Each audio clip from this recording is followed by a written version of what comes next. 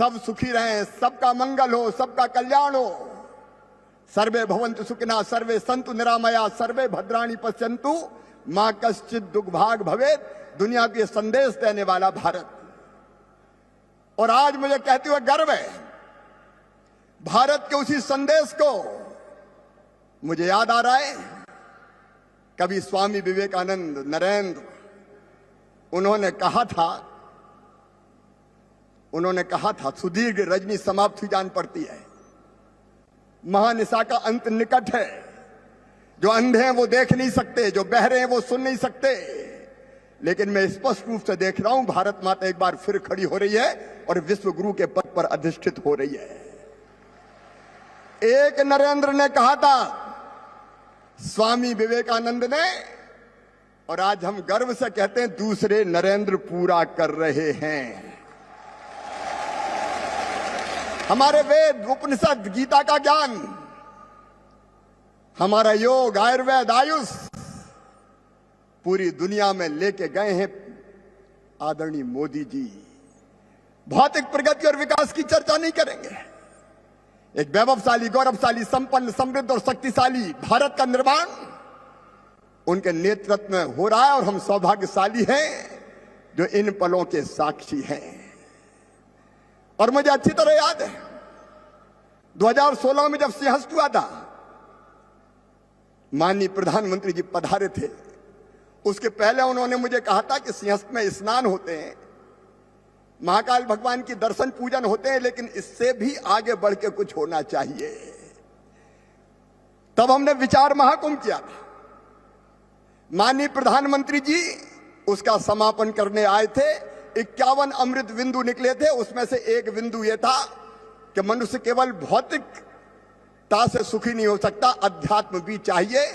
कुछ ऐसा भी हो जिससे आज की पीढ़ी को और आने वाली पीढ़ी को भारतीय सनातन सत्य, संस्कृति, संस्कार और जीवन मूल्यों का ज्ञान हो। वहीं से नींव पड़ी प्रधानमंत्री श्रीमान नरेंद्र मोदी जी की प्रेरणा से श्री महाकाल लोक की। उसी दिन नींव पड़ी थी।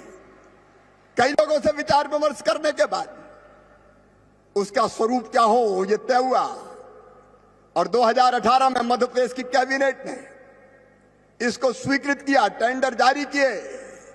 बीच में 19-20 में थोड़ी सी रुकावट आई थी, लेकिन 20 के बाद फिर तेजी से काम प्रारंभ हुआ और आज श्री महाकाल लोक का लोकार्पण माननीय प्रधानमंत्री जी ने किया है। हम सब गदगद है। महाकाल महाराज की कृपा हम सब पर बरसे। सबका कल्याण करने वाले शिव, सबको स्नेह देने वाले शिव, थोड़ी सी पूजा में ही प्रसन्न हो जाने वाले शिव, बील पत्ती चढ़ाओ प्रसन्न, भस्म रमाते, दुनिया जिसको ठुकराती उसको अपनाते, नाग भी गले में रहता। और जब समुद्र मंथन से जहर निकला और सृष्टि के विनाश का खतरा पैदा हुआ, तब कौन उस जहर को पिए?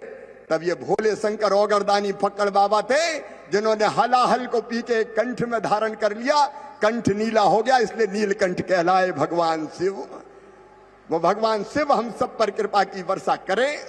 और प्रधानमंत्री जी के नेतृत्व में जिस भारत का निर्माण हो रहा है, आज मैं इस डाइस पे खड़े होके ये कहने का साहस कर रहा हूं कि भौतिकता की अग्नि में दग्ध विश्व मानवता को शाश्वत शांति के पद का दिग्दर्शन माननीय नरेंद्र मोदी जी के नेतृत्व में भारत कराएगा, भारत कराएगा, भारत कराएगा। ये होगा। वैसे भारत के निर्माण के लिए हम वैसा मध्य प्रदेश बनाने के लिए अपनी संपूर्ण क्षमता झोंक कर काम करें।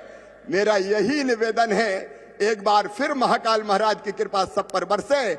आइए मोदी जी के नेतृत्व में जो भारत का निर्माण हो रहा है, उसमें हम भी अपना सर्वश्रेष्ठ देने की कोशिश करने का संकल्प लें। एक बार दोनों हाथ ऊपर उठाएं, दोनों मुट्ठी बांधें और भारत माता की जय बोल के संकल्प लें। बोलिए भारत माता की, महाकाल महाराज की, क्षिप्रा मैया की, धर्म की, अधर्म का, प्राणियों में और विश्व का हर हर महा